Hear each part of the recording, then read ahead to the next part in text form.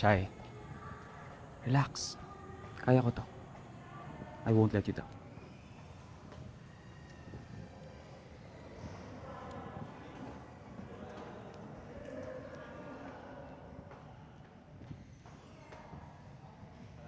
Oh, finally. It's about time you showed up. Alam mo naman na meron tayong event, inuna mo pa yung lakad ninyo ng babae mo. Nagpaalam ako kay Jeff. Pwede bang huwag mong pag-initan dahil nagsiselos ka? Kung gusto mo maging maayos ang working relationship natin, please set aside your personal issues. Let's be professional.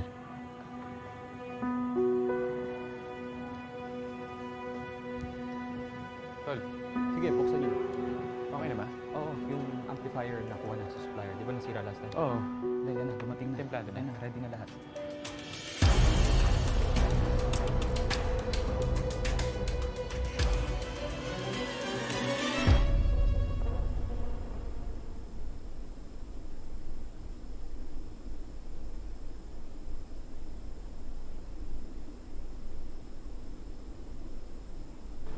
What the hell is this? Aalis ka?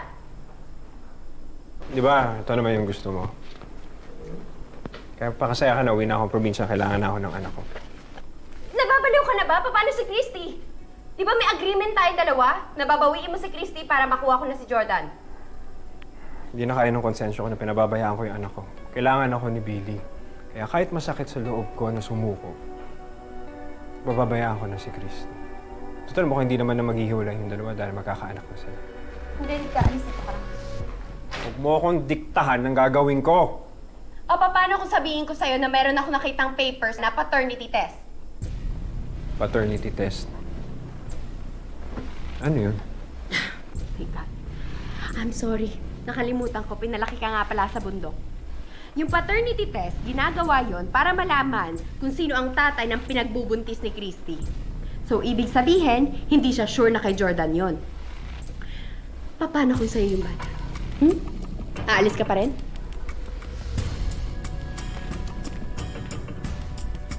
Totoo ba yung sinasabi mo? O inuutong mo lang ako para hindi ako umalis? Tomo, ako nasasaktan ako! Hindi ako nag-iimbento. Ako mismo nakakita ng lab request form nila.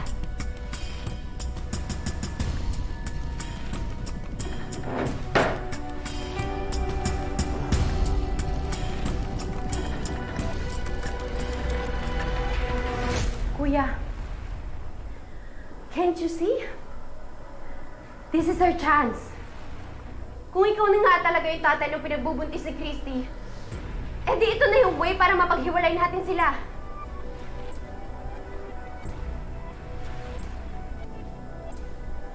Kuya, paano yung anak ko? Inaasahan na ako ni Billy na uuwi na ako sa kanya. Kuya, makinig ka sa akin. Alam kong importante sa'yo yung panganay mo. Pero ngayon ka pa give up kay Christy kung kailan magkakaanak na kayo? Hindi ba dapat mas ipaglalaban mo siya dahil magiging pamilya na kayo?